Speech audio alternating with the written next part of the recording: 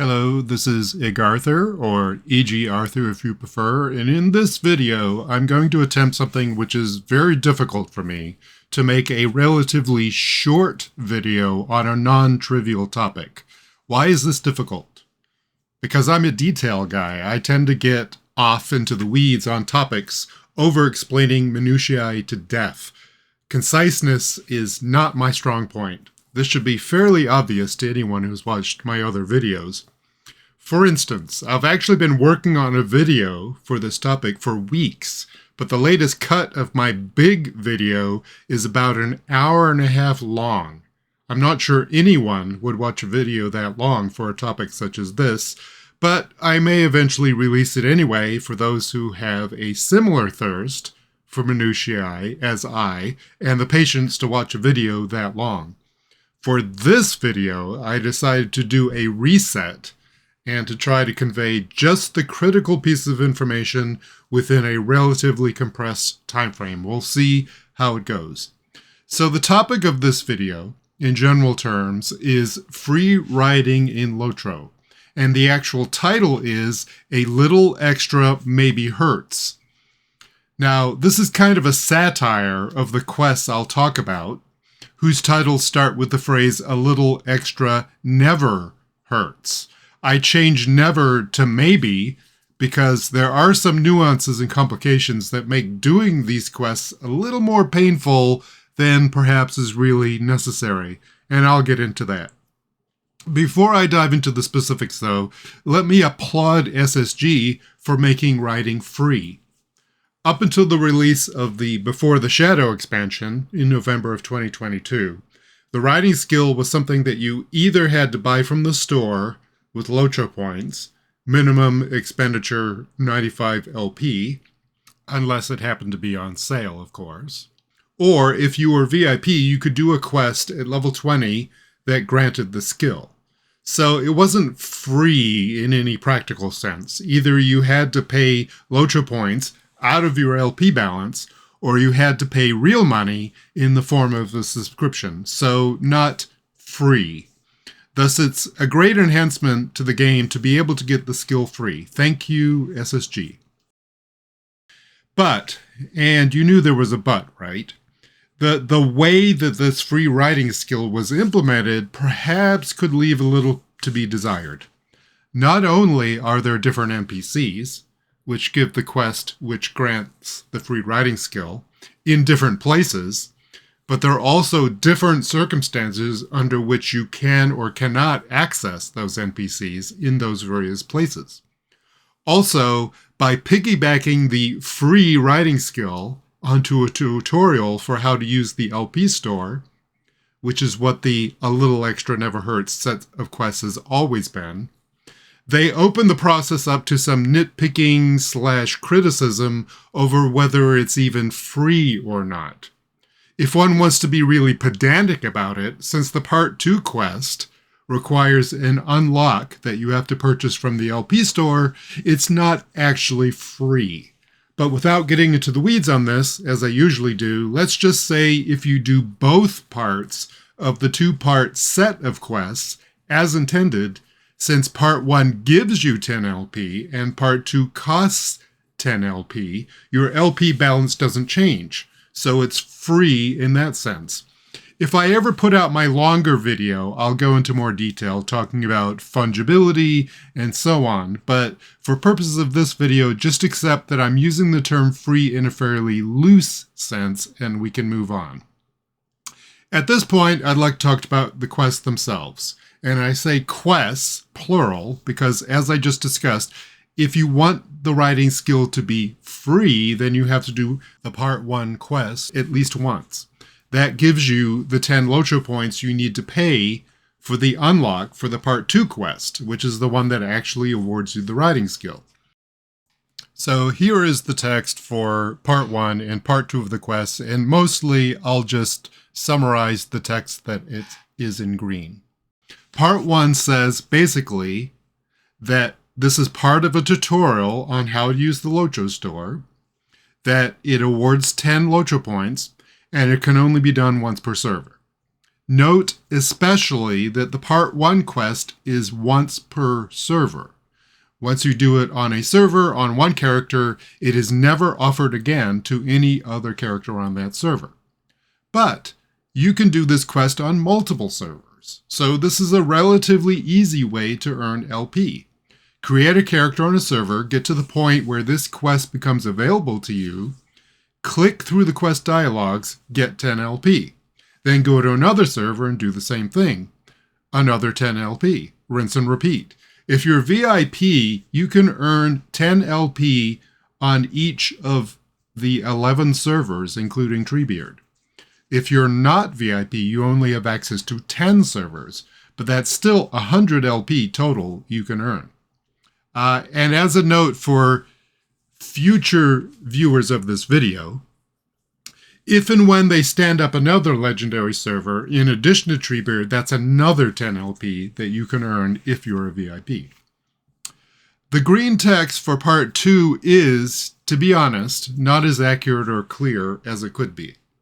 It says, basically, the quest needs to be unlocked by spending LP in the LOTRO store. That part is accurate and relatively clear. Then it says that Part 1 of the set of quests provides enough LP to quote-unquote cover the cost of the unlock. I wish they would use clearer language here. Part 1 provides exactly the amount of LP that is necessary to unlock Part 2. The word cover could mean that it gives more LP than is necessary for the Part 2 unlock. Why not be specific here? Why introduce doubt and or uncertainty? But this is a minor nitpick. Let's move along. Another thing that it says in the green text is that Part 1 can only be done once per account. This is flat out wrong. In fact, it directly contradicts the green text in Part 1 that says it can be done once per server. Once per server is not the same thing as once per account. SSG, please fix this text. Let's move on. All right, so the actual unlocking process is shown here. This is what the quest looks like if you haven't unlocked it. You see there's a button in the lower left-hand side of the quest dialog that says unlock.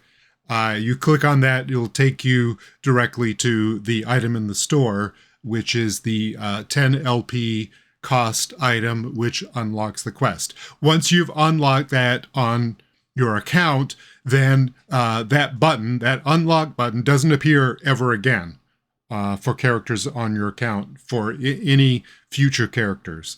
It just shows up as a normal quest, and then you can take it and you can get the writing skill for that character.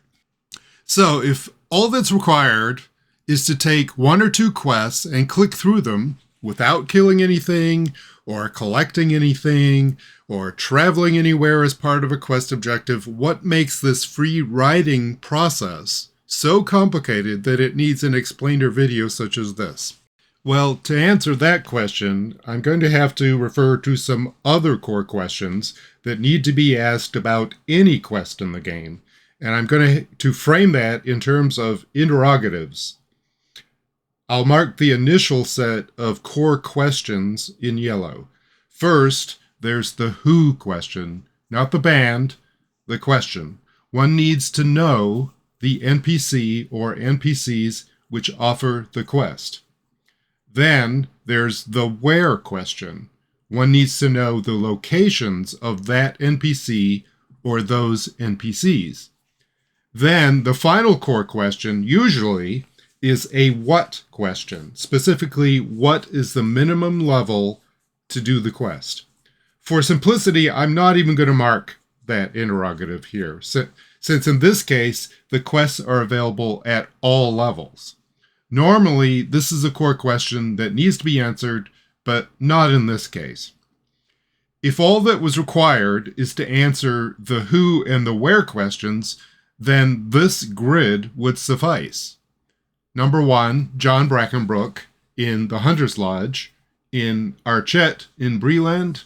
Number 2, Dwalin in Freyren's Court, in the Thorin's Gate area of Arid Lewin.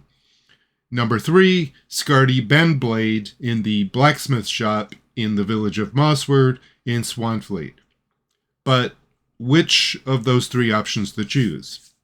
In order to make that choice, there are some follow-up questions to answer. Back to the interrogative page, and I'll mark those interrogatives in red. There's a when question, as in when in your character's life cycle do you get access to the quest. Then there's a double helping of which questions, as in which race did you choose and which starting sequence did you choose. And I'll explain what starting sequence means shortly. Race should be fairly self-explanatory. As I make this video, there are 8 races from which to choose, shown here. Note that this list is presented in a slightly different order than in the character creation screen. I've rearranged the order for purposes of illustration. Then there's what I call the starting sequence, which consists of either a tutorial and an intro, or a story sequence that combines both the tutorial and the intro. Now, SSG calls this just the tutorial, which is a little confusing. And the choice of which tutorial you want is offered on the second page of the character creation sequence, as you see here. The default starting sequence is the Shadows of Angmar quote-unquote tutorial. The other starting sequence is referred to as the Before the Shadow quote-unquote tutorial, and you can only choose that explicitly and only actually do it if you own the corresponding expansion, Before the Shadow. If you pick the Shadows of Angmar starting sequence, then you get either a combined tutorial and intro, which is race-specific, or you get a race-specific tutorial followed by an intro which you share with another race. So it's not specific to a race, but only 2 races can do it. If you pick the Before the Shadow starting sequence, you get a combined tutorial and intro, which is race agnostic, meaning it's the same story sequence in the same place for all races. There is no access to the free writing quests in the Before the Shadow starting sequence. However, since the conclusion of that intro leaves you in Mossward, you can take a few steps over to the blacksmith shop in that village, and Scardy Bendblade offers you the free writing quest, so you can have writing within seconds of having finished your intro. Now, a word about river hobbits. If you create a river hobbit and select the Shadows of Angmar sequence, then you appear in Lindleby, and then shortly afterwards you finish up your intro in Mossward. So like the folks who selected the Before the Shadow starting sequence, you're in Mossward after your intro. You can walk over to the blacksmith shop and get your free writing. For practical purposes, the Before the Shadow starting sequence and the River Hobbit race have easy post-intro access to the free writing skill. Just walk over to the blacksmith shop and do the needful. So let's talk about the 7 other races, and only in the context of the Shadows of Angmar starting sequences, which, remember, are race-specific. For Race of Man and regular hobbits, i.e. not river hobbits, they have a race-specific tutorial, but then a common intro in Archet. John Brackenbrook, in the Hunter's Lodge, gives the free writing quest. So you can be riding around, even in your intro, around Archet. For regular dwarves, not Stout Axe dwarves, or regular elves, not high elves, your common intro is in the Thorin's Gate area of Ered Luin. Dwalin in Freyrun's Court gives you the free writing quest in that intro. So what does that leave us? It leaves us 3 problematic combinations of race and race-specific intros, namely High Elves, Stout Axe Dwarves, and Bjornings.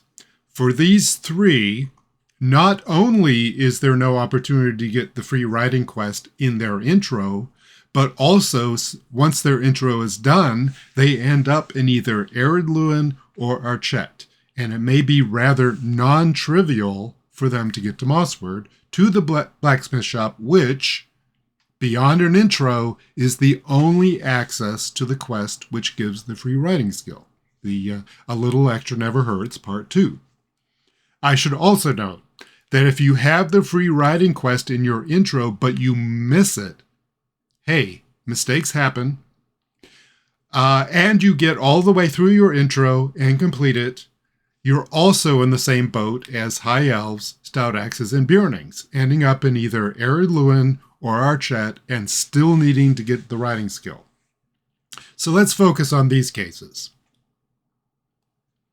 The video now becomes about the transportation challenge.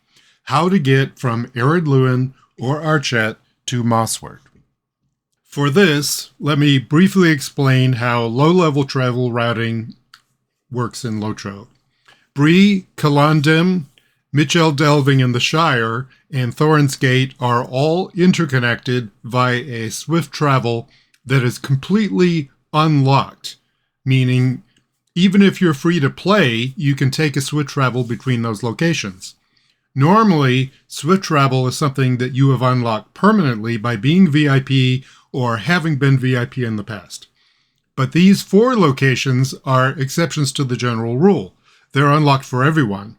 Sure, you still have to pay silver, but usually the time you save from the swift travel is worth the silver cost. Of course, that's something that everybody will need to evaluate for themselves, the value of their time.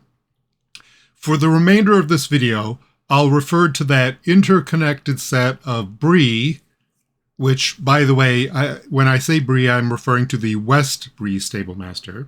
So Bree, Celondim, Michel Delving, and Thorin's Gate, for which everyone can use swift travel as the Mesh. I know that may sound like the title of a bad sci-fi horror flick, but mesh is actually a networking term. And since I've spent most of my professional career in networking, it's natural for me to use that term, and hopefully you'll learn to accept that term as well. Notably missing from the mesh, however, is Mossward. If nothing else, SSG could make this whole process somewhat simpler if it would add Mossward to the mesh, which is something many people have asked for. Then the rest of this video wouldn't even be necessary. It would be done by now. But they haven't done that. So what they have done, although they haven't unlocked swift travel to Mossward completely, at least they've auto-discovered those travel routes. What does that mean? In order to swift travel somewhere, generally speaking, you need at least 2 things. You need swift travel unlocked. Again, the normal way of unlocking swift travel is to do it permanently by being VIP, at least temporarily. The other thing you need to swift travel somewhere, normally, is you need to have discovered the endpoint of where you're swift traveling to. Now, as mentioned a moment ago, the mesh stablemaster routes are exempt from these requirements. They are both swift travel unlocked for everyone. They also are auto-discovered. So anyone can use them anytime. You only need to pay the silver cost. Mossward is auto-discovered, meaning as long as you meet the other requirement, which is that swift travel is unlocked, you can swift travel there. Note that outside of Swanfleet itself and a couple of cardolan locations, there are no slow travel routes to Mossward. In other words, no stablemaster routes that are not swift travel. The only routes from other parts of the world, outside of Swanfleet and cardolan, are swift travel routes. So your options are limited there. If you already have swift travel unlocked permanently, again, by being VIP or formerly VIP, getting to Mossward is rather trivial.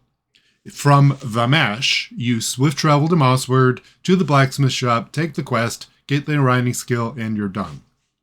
But if you don't have swift travel unlocked permanently, now we have to explore other options. One option I'll mention, although it kind of breaks the whole theme of writing skill being free, is to travel to Mossward from the mesh using mithril coin, as shown here.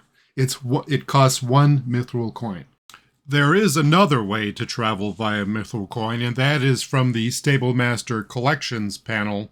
Usually it's 2 mithril coin if it's a discovered location, and 5 mithril coin if it's an undiscovered location. Since Mossward is auto-discovered, the most you'll pay is 2 mithril. This can be used from anywhere, pretty much, as opposed to the 1 mithril travel, which you can only use from connected Stablemaster. If you pay for that mithril coin with LP, then technically your writing skill isn't free anymore, because you've paid something in order to get to the quest giver to get the writing skill. On the other hand, maybe you got that mithril coin from a Hobbit present. You can get as much as, I think, 1,000 mithril coins as a Hobbit present, although that's extremely rare. Or maybe that mithril coin is just left over from buying the oh-so-useful Lalia's Market port skill. So maybe you view that mithril coin as just spare currency, in which case, to you, you may as well just use it for going to Mossward and getting your writing skill. That's up to you. Personally, I would rather get something free than have to spend mithril coin on it, but as we'll see later, I have means of getting to Mossward that are quite convenient. All right, next option I'll talk about is unlocking swift travel temporarily. Now remember, I said that getting swift travel, the normal way to get swift travel for anywhere is to have it permanently by virtue of being VIP or having been VIP in the past. But you can unlock it temporarily. If you can unlock it temporarily, then you can go from the mesh to Mossward. And in this particular case, it doesn't even cost you anything. But how do you do that? Well, at level 6, you get in your level up gift box this item that I'm showing here. It's called a Writ of Special Passage. The careful wording on the tooltip says, all known travel routes, regardless of their restrictions, are available and free. The key word is known. This trips a lot of people up because they think this item lets them swift travel anywhere for free. Not so. Under normal circumstances, you need to have discovered the destination for this item to allow you to swift travel there. But remember, Mossward is special. It's auto-discovered. So we have the necessary elements in place here.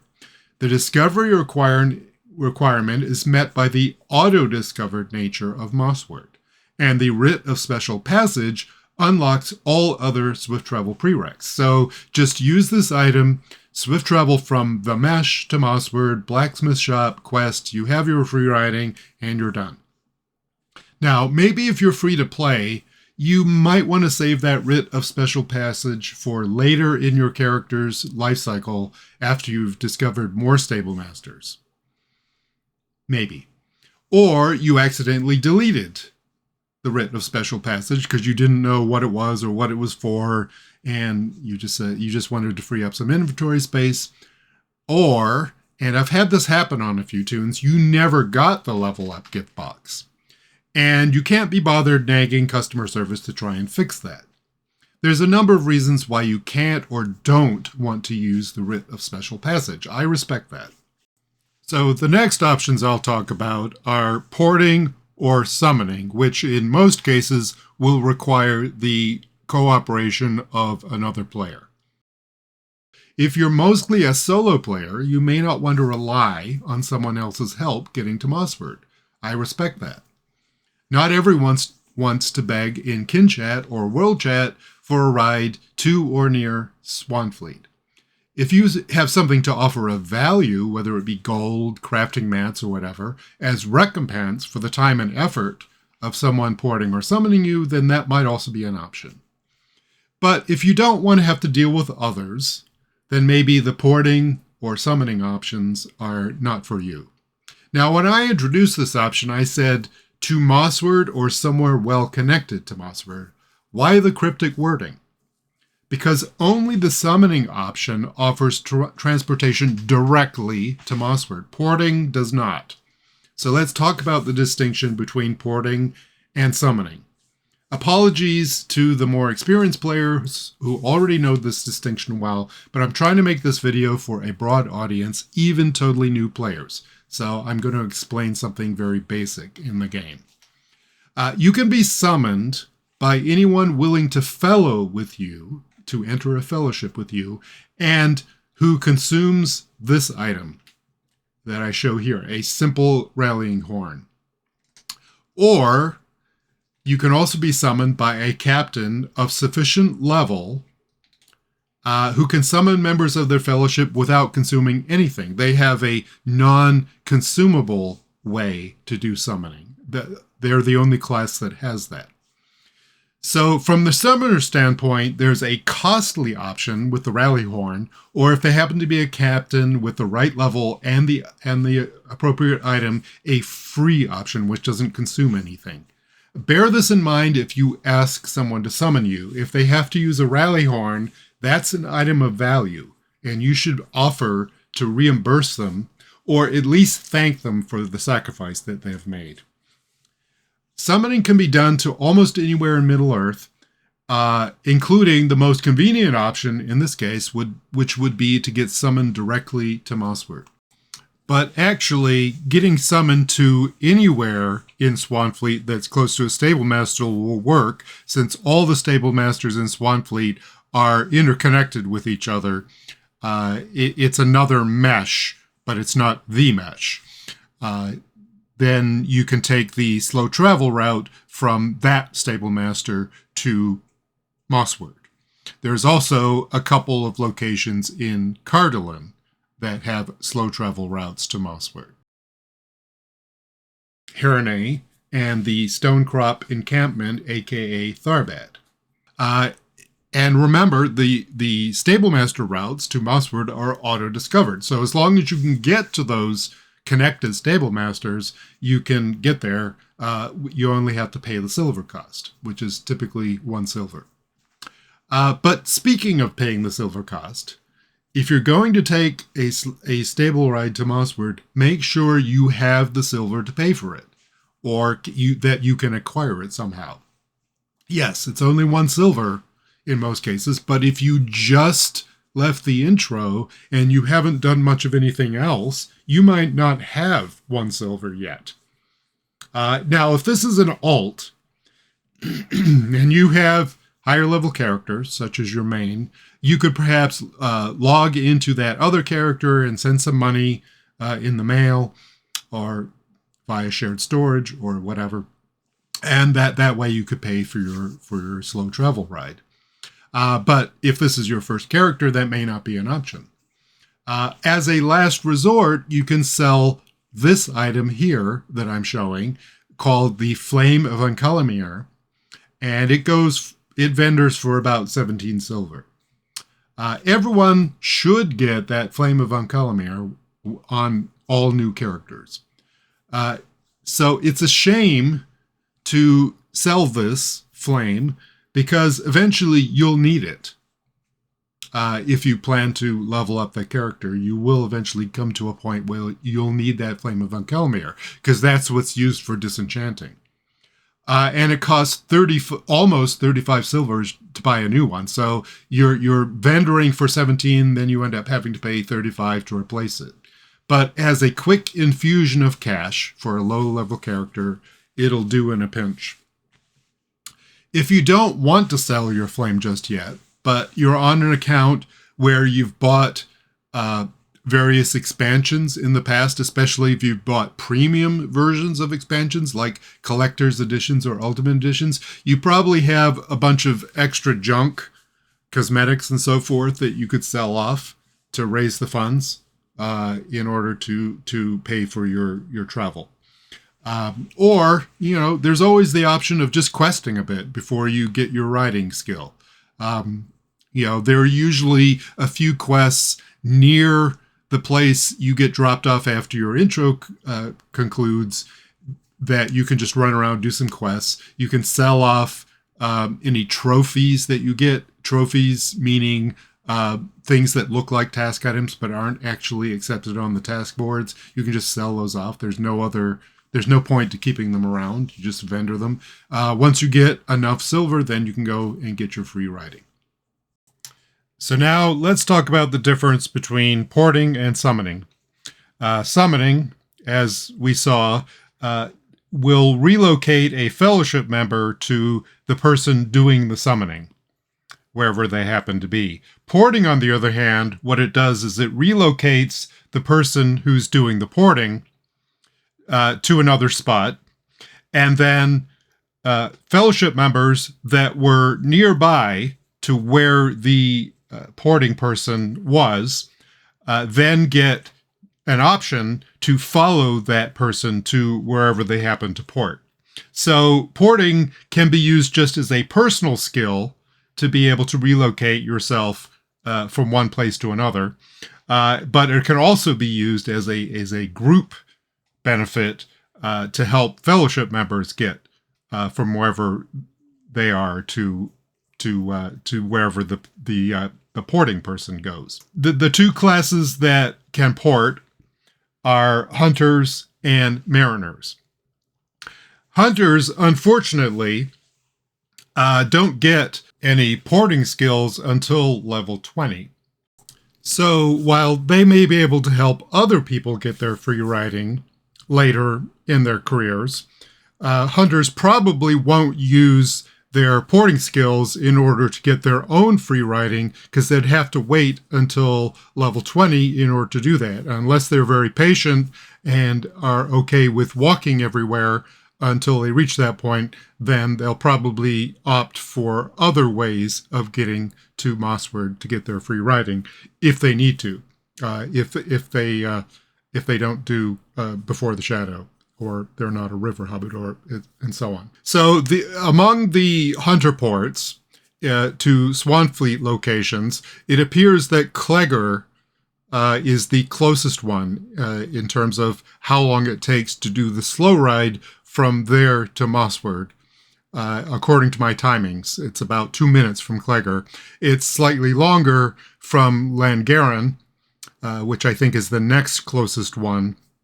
But really, if you're begging a port from a hunter, then you're going to be given whatever the hunter has available among the ports that they've bartered for, or what they choose to port to. It's really not your decision to make. You can state a preference, but ultimately the hunter decides where they're going to port you. Mariners are a much newer class, of course, and they also can port. But the big difference here is that they get a port to Tharbad, aka Stonecrop Encampment, at level 7. So they are most likely going to be able to take advantage of being able to port themselves to a location that's connected to Mossward and be able to help themselves out. Of course, they can also help other people. It's not that hard to get to level 7. You're not going to waste much time walking on your way to level 7. In fact, if you're a Stout Axe Mariner, there's a good chance that you will get to level 7 as you finish your intro. Not only that, but since you end up killing a bunch of mobs during that intro, you can probably vendor off all of the stuff that drops from the mobs to raise enough money, at least 1 silver, to be able to make the trip from Stonecrop Encampment to Mossward. So Mariners have a much better time of it in the sense that they get their porting skill much sooner, although Hunters, once they get the porting skill, they can get you a little bit closer to Mossward. So there's pros and cons for each. If porting or summoning is not for you, another option is to use a housing teleporter. What the heck is a housing teleporter? Typically, this is a bonus item from buying a premium version of an expansion, such as the Collector's or Ultimate Edition. There are several of these things. They can teleport you to Mordor, There's actually two versions, one of which teleports you to Mordor in the Fourth Age. After the fall of Sauron, there's a different version that's associated with the Minas Morgul expansion, which teleports you to the Second Age version of Mordor. There's a housing teleporter to Elderslade and to Gundabad. The one that's useful here, however, is the one that came with the Ultimate Edition of the Before the Shadow expansion. It looks like this, and it's called the Caras Galibrin Mural Alcove. When you click on it, it transports you to, surprise, surprise, Caras Galibrin in northeastern Swanfleet. From there, you can take the slow travel to Mossward. So to use the housing teleporter, you need a few things. You need a knowledge of where one is, you need permission to use it, and you need a way to get to the housing teleporter. Fortunately, I've got all of those covered. As a project that I undertook as part of making this video, I established some characters on every server on my primary account, which has the Ultimate Edition of Before the Shadow. So on every server, I have a house, and that house has a teleporter both in the yard and inside the house. The reason I put a teleporter in both places is because of a variant of the house loading bug, where sometimes items don't appear in the yard, but they do appear inside the house. Generally, it's more convenient to use the item in the yard, but if the yard items don't load, go inside the house and there should be a teleporter just inside the door. I've set the permissions on the teleporters to public use, and I've verified that that works by using another account. As far as where to find these houses, I'll list them in the description of this video. I thought about putting them in a scrolling list in the video itself for those who don't like reading through walls of text, but then I decided not to do that, since it's possible that I may have to move houses in the future sometime, and if that happens, I'll update the list in the description of this video. That list in the description, therefore, is more likely to be updated than anything I embed into the video itself. As for how to get there, you may be fortunate in that you already have some form of housing transportation to the specific neighborhood that has the teleporter, either a personal house port, a kin house port, or a kin member's house port. But if not, you could take a slow travel ride to the relevant housing area, or you could use the broker's office in Bree near the town hall. Now, the broker's office can be a bit of a confusing place to navigate, especially if you've never been there before. It's jam-packed full of NPCs, one for each neighborhood type in the game, including the premium housing types. For each type, there's an NPC who gives a listing of houses available for sale. And if you drill down to a particular house for sale in a particular neighborhood, then you can, quote-unquote, tour it by pressing on this button. That teleports you to that house in that neighborhood. Now, if you happen to know the layouts of the neighborhoods, and if you find a house for sale that's close to the one with the teleporter, then you could use this NPC to port close to that house, then make your way over to the teleporter. But in most cases, that's not really necessary, since I've deliberately picked houses that are close to the entrance portal of the neighborhood, mostly in the Breeland housing areas. In that case, instead of clicking on the houses for sale NPC, you can click on the appropriate ledger that's near the NPC, pick the neighborhood, and then be teleported to the entrance. My house with the teleporter should, in most cases, be quite close to the entrance, usually on Long Street, if it's a Breeland neighborhood. However you get there, click on the teleporter, take the slow stable ride to Mossward, do the quest, get riding, and you're done. I'll endeavor to keep up the maintenance on these houses indefinitely. I've leveled crafting on all of the house owners to the point where it only takes me about 10 minutes of crafting and vendoring the mats to be able to raise enough money for a full month's worth of maintenance on the house. But if unforeseen circumstances arise and I'm not able to keep these houses up anymore, if anyone wants to pay maintenance on them, I've set the permission to allow that. As a general member of the public, to pay maintenance on someone else's house, you have to actually be at the house. Then click on the maintenance button and pay as much or as little as you want. I'm not soliciting donations for this housing maintenance, but if something comes up and I can't do it anymore, there are ways for others to keep these houses going. Or people could set up their own housing teleporters and either have me update the description of this video with those house locations or advertise them somewhere public like the LOTRO forums. So there's another option that I'm going to put at the end of the video here, and I wasn't sure I wanted to include this option at all. Why? Because it entails a certain amount of risk, a degree of danger. What danger? Well, generally speaking, no one likes to be defeated in the game, right? But even more poignantly, if you haven't attained the never defeated titles yet, like the Undying, a lot of folks don't want to lose the chance at those titles either.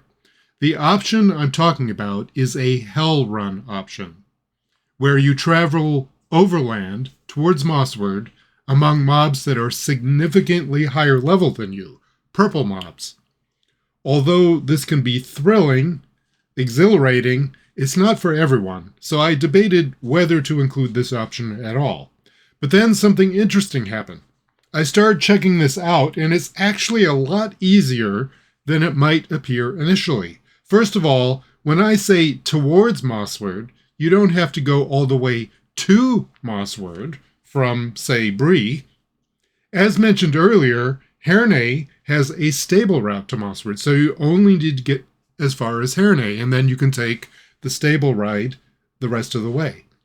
Secondly, don't go from Bree. If you go from Bree, you need to go through the Southgard ruins, and that's a narrow passageway with wall-to-wall mobs. The risk of aggroing a bunch of them and getting dismounted is too great, so don't go that way. Instead, go to the portal from the Shire to Sarn Ford in Cardolan. This portal is just south of the entrance to the Shire homesteads. From Sarn Ford, you can travel along the road to Herne. It's a wide open field, so it's easy to stay out of the aggro range of those purple mobs. There's no narrow canyon or passageway that forces you to ride within the aggro range of any mobs. You can avoid all of them. Thirdly, if we're talking about the three races I mentioned as problematic earlier, namely Stout Axes, High Elves, and Byrnings, understand that those races, since they were initially purchasable add-ons, came with superior sets of gear. You get a set of gear as part of your intro, and so they are beefier than characters of races that were introduced earlier.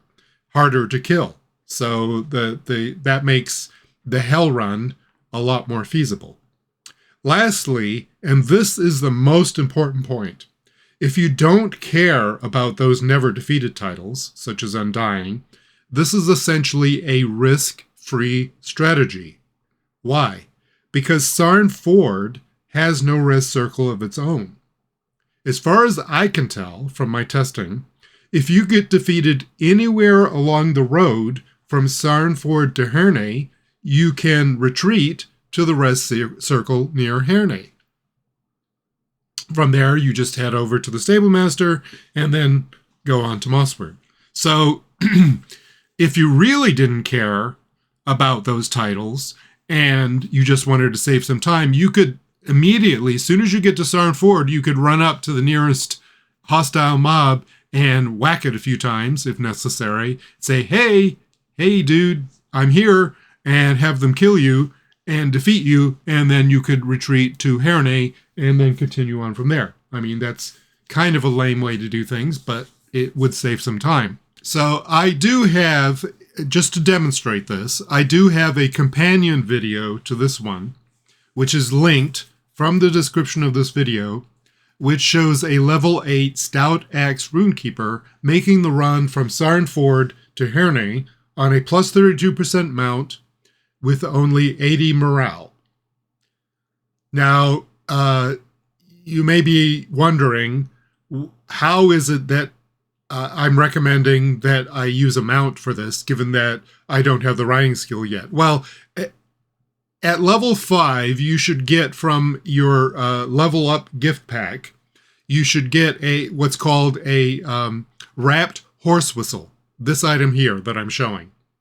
And that if you unwrap that box, open that box, you get an item that allows you to summon a mount.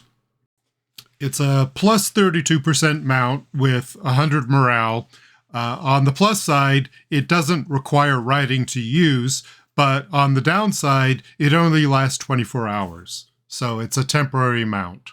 So you could use that mount to get from Sarnford to Herne, then get the riding skill, and then get the little extra steed, which is another reward that you get from the quest.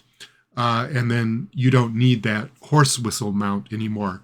But as it happens, the fact that my mount was slow and it had only 80 morale didn't really matter in the final analysis because I didn't aggro anything on the road, on the trip. Now, I am somewhat experienced with hell runs. I've done hell runs with a level 1 in Mordor, for instance, to the door of Barad-dûr. Not everyone has that experience, but nevertheless, again, if you don't care about the titles, it's a risk-free strategy. Even if you're defeated, you still win because you res near Herne, and then you just walk over to the stable master and continue. The other thing I'll point out is, although these mobs are like 15, maybe as much as 20 levels above you, you can still take multiple hits before you're defeated. So even if you do get dismounted, if you keep running, and if you have some sort of heals that you can do on the run, preferably, and then just keep on running until the mobs that are attacking you reset. If you get far enough away from them, they will reset. And then stop for a while, recover, and then continue on your way. This video is not meant to be an instructional video for how to do hell runs. I may do one of these days, but this is not that.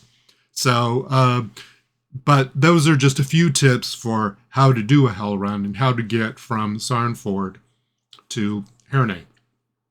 So, again, just as an overview of this option, it's pretty much risk-free if you don't care about the titles, but chances are, if you just stay alert and focused and follow some of the advice here, you should be able to make it from Sarnford to Herne without even being defeated.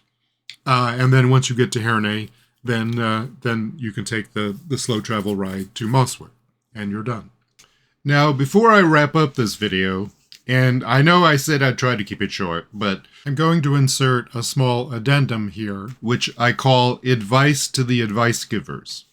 I see a lot of bad advice being given in World Chat on the subject of how to get the riding skill. So if you watch this video and are up to speed on the topic and feel inclined to give advice, then here are some points to consider. If someone is talking in World Chat, then by logical implication, we know they are out of the intro. So any advice that people give about getting the free riding quest in our chat or Freyren's Court is erroneous and should probably be corrected. Remember, the only post-intro access to the free riding quests is in Mossward. If you can do an inspect on the person who is asking about acquiring the riding skill, you may be able to ascertain some things about their account status. If they are under level 10, then they are VIP, since only VIP can talk in World Chat before level 10. So that means they have swift travel unlocked, and getting to Mossward is relatively easy. Just take the Stablemaster ride from the Mesh. If they are 10 or above, ask them if they have swift travel unlocked by being VIP or having formerly been VIP and logged in on that character. They may not be sure about this, but bear in mind, if they are in the range 10 through 19, it's likely that they have been VIP at some point, since speaking in World Chat in that level range means that they are at least premium status, if not VIP. If they are level 20 or above, though, then no assumptions can really be made about their account status or whether they have Swift Travel unlocked or not. Although it does seem unlikely that someone would wait until level 20 to ask World Chat about getting the writing skill if they had the opportunity to ask earlier. Why wait that long before asking? Once these things are determined, then the options can be enumerated, such as either swift traveling directly to Mossward, possibly by using the Writ of Special Passage or Mithril Coin, or some of the non-swift travel options that were presented earlier, such as porting, summoning, a housing teleporter, or a hell run from Sarnford to Herne, as we just saw in the previous section. Okay, so now at the very end of the video, I'm going to offer up some suggestions for improvement. I'm under no illusion that SSG is going to see this and implement anything that's contained here. Or even if they did, they'd tweak it just enough that there would be plausible deniability that this is the source of the idea. That's just the way they roll. They're a strong, non-invented here culture. I get it. But maybe some of these ideas may catch on. Others may advocate as well, and eventually we'll see some sort of change in this area. At least I remain hopeful. So starting from small changes to big ones, first and foremost, I'd like to see the text in part 2 of the quest fixed. A large part of the confusion over per server versus per account stems from the fact that the part 2 text states a falsehood. It says that part 1 can only be completed once per account, which is not true. Honestly, it looks like some sort of copy-pasta error to me, stating part 1 instead of part 2. But whatever the cause, it should be fixed. And while fixing it, don't be afraid of the word free. People like free stuff, so don't shy away from the word. You could even market this more by explaining that if you do part 1 on more servers than you do part 2, you actually come out ahead on LP, which you can then use for other things. Sell it. Secondly, add Mossward to the mesh. In other words, make the swift travel to Mossward from the other nodes of the mesh completely unlocked, both in terms of being discovered, auto-discovered, and also having the swift travel being unlocked. Honestly, I don't know why a starting area that you have to pay for in order to start in is treated as second class when it comes to connectivity. Was this just an oversight? If Mossward were part of the mesh, then this video probably could have been half the length that it was, since I spent a lot of time talking about how to get to Mossward. Just add Mossward to the mesh, and everyone's lives are made easier. Ultimately, though, I think this whole scheme should be reimagined. The most logical place to get writing skill is not a blacksmith shop. It's not standing in front of a door statue in the freezing cold, and it's not in a hunter's lodge. It's Hengstacer Farm, in my opinion. That's where the actual writing skill granting quests should be, as far as I'm concerned. And right after getting a plus 32% mount and the skill to use it, those with the funds to do so can then turn around and purchase from the Aogar in Hengstacer Farm a plus 62% mount, which is what most people, or at least a large percentage of people, end up doing anyway. As soon as they get their writing skill and their plus 32% mount, then they make their way to Hengstacer Farm and get an upgrade to a plus 62% mount. If free writing must continue to be linked to the store tutorial, then put part 1, the LP granting quest, put NPCs for that quest in every intro for every race and every starting sequence, so that making certain choices at character creation time doesn't seem like a punishment. There shouldn't be drawbacks to picking Björning, Stoutex, or High Elf. Now, word the text of those LP granting quests to make it clear that the LP that they grant can be used to obtain free riding after the intro, or at the player's discretion can be used for other items from the store. Players like choices. Make them feel empowered. Speaking of choices, maybe Eogar at Hengstazer Farm should offer a choice of either paying 10 LP to unlock free riding account-wide and to get the little extra steed, or as an alternative, doing the Proving Your Quality quest to unlock free riding. That quest is the one where you run around the circuit on a timer. It's currently VIP only with a minimum level of 20. I'm saying remove all restrictions from it. It's basically obsolete anyway, since not many people want to wait until level 20 before they can use mounts, even if they are VIP.